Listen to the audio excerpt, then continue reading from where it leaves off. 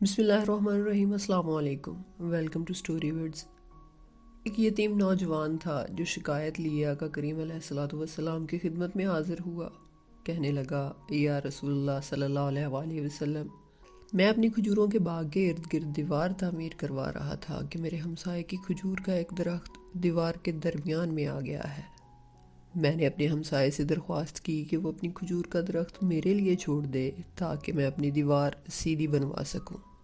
اس نے دینے سے انکار کیا تو میں نے اس کھجور کے درخت کو خریدنے کی پیشکش کر ڈالی۔ میرے ہمسائے نے مجھے کھجور کا درخت بیچنے سے بھی انکار کر دیا۔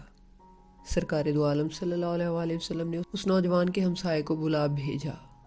ہمسایہ حاضر ہوا تو آپ صلی اللہ علیہ وآلہ وسلم نے اسے نوجوان کی شکایت سنائی، جسے اس نے تسلیم کیا کہ واقعتاً ایسا ہی ہوا ہے۔ آپ صلی اللہ علیہ وآلہ وسلم نے اسے فرمایا کہ تم اپنی کھجور کا درخت اس نوجوان کے لیے چھوڑ دو، یا اس درخت کو نوجوان کے ہاتھوں فروخت کر دو اور قیمت لے لو۔ اس آدمی نے دونوں حالتوں سے انکار کیا۔ آپ صلی اللہ علیہ وآلہ وسلم نے اپنی بات کو ایک بار پھر دہرایا، کھجور کا درخت اس نوجوان کو فروخت کر کے پیسے بھی وصول کر لو اور تمہیں جنت میں بھی ایک عظیم الشان کھجور کا درخت ملے گا، جس کا سایہ اتنا طویل ہوگا کہ اس میں سوار 100 سال تک چلتا رہے گا۔ دنیا کے ایک درخت کے بدلے میں جنت میں ایک درخت کی پیشکش ایسی عظیم تھی جس کو سن کر سارے صحابہ کرام رضوان اللہ اجمعین دنگ رہ گئے۔ سب یہی سوچ رہے تھے کہ ایسا شخص جو جنت میں ایک ایسے عظیم الشان درخت کا مالک ہو، کیسے جنت سے محروم ہو کر دوزخ میں جائے گا۔ مگر قسمت کے دنیاوی مال و متاع کی لالچ اور طمع آڑے آ گئی اور اس شخص نے اپنا کھجور کا درخت بیچنے سے انکار کر دیا۔ اب مجلس میں موجود ایک صحابی ابو دحدہ آگے بڑھے اور آقا کریم علیہ الصلوۃ والسلام سے عرض کی، یا رسول اللہ صلی اللہ علیہ وآلہ وسلم، اگر میں کسی طرح وہ درخت خرید کر اس نوجوان کو دے دوں تو کیا مجھے جنت کا وہ درخت ملے گا؟ آپ صلی اللہ علیہ وآلہ وسلم نے جواب دیا، ہاں، تمہیں وہ درخت ملے گا۔ ابو دحدہ رضی اللہ تعالیٰ عنہ اس آدمی کی طرف پلٹے اور اس سے پوچھا، میرے کھجوروں کے باغ کو جانتے ہو؟ اس آدمی نے فوراً جواب دیا، جی، کیوں نہیں، مدینے کا کون سا ایسا شخص ہے جو ابو دحدہ کے 600 کھجوروں کے باغ کو نہ جانتا ہو؟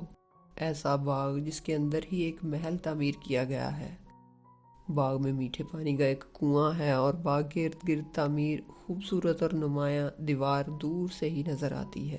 مدینہ کے سارے تاجر تیرے باغ کی اعلیٰ اقسام کی کھجوروں کو کھانے اور خریدنے کے انتظار میں رہتے ہیں۔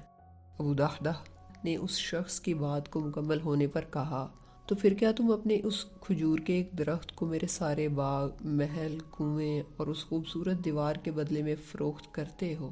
اس شخص نے غیر یقینی سے سرکار دو عالم صلی اللہ علیہ وآلہ وسلم کی طرف دیکھا کہ کیا عقل مانتی ہے کہ ایک کھجور کے بدلے میں اسے ابو دحدہ کے 600 کھجوروں کے باغ کا قبضہ بھی مل پائے گا کہ نہیں؟ معاملہ تو ہر لحاظ سے فائدہ مند نظر آ رہا تھا۔ حضور پاک صلی اللہ علیہ وآلہ وسلم اور مجلس میں موجود صحابہ کرام رضوان اللہ اجمعین نے گواہی دی اور معاملہ طے پا گیا۔ ابو دحدہ نے خوشی سے حضور اکرم صلی اللہ علیہ وآلہ وسلم کو دیکھا اور سوال کیا، یا رسول اللہ صلی اللہ علیہ وآلہ وسلم، جنت میں میرا ایک کھجور کا درخت پکا ہو گیا نا؟ تو آپ صلی اللہ علیہ وآلہ وسلم نے فرمایا، نہیں۔ ابو دحدہ آقا کریم علیہ الصلوۃ والسلام کے جواب سے حیرت زدہ رہ گئے۔ آپ صلی اللہ علیہ وآلہ وسلم نے اپنی بات کو مکمل کرتے ہوئے جو کچھ فرمایا اس کا مفہوم کچھ یوں بنتا ہے کہ اللہ رب العزت نے تو جنت میں ایک درخت محض ایک درخت کے بدلے میں دینا تھا، تم نے تو اپنا پورا باغ ہی دے دیا۔ اللہ رب العزت جود و کرم میں بے مثال ہے، اس نے تجھے جنت میں کھجوروں کے اتنے باغات عطا کر دیے ہیں جن کی کثرت کی بنا پر درختوں کی گنتی بھی نہیں کی جا سکتی۔ ابو دحدہ، میں تجھے پھل سے لدے ہوئے ان درختوں کی کس قدر تعریف بیان کروں؟ آپ صلی اللہ علیہ وآلہ وسلم اپنی اس بات کو اس قدر دہراتے رہے کہ محفل میں موجود ہر شخص یہ حسرت کرنے لگا، اے کاش وہ ابو دحدہ ہوتا۔ ابو دحدہ وہاں سے اٹھ کر جب اپنے گھر کو لوٹے تو خوشی کو چھپا نہ پا رہے تھے۔ گھر کے باہر سے ہی اپنی بیوی کو آواز دی کہ میں نے 4 دیواری سمیت یہ باغ، محل اور کنواں بیچ دیا ہے، بیوی اپنے خاوند کی کاروباری خوبیوں اور صلاحیتوں کو اچھی طرح سے جانتی تھی۔ اس نے اپنے خاوند سے پوچھا، ابو دہدہ کتنے میں بیچا ہے یہ سب کچھ؟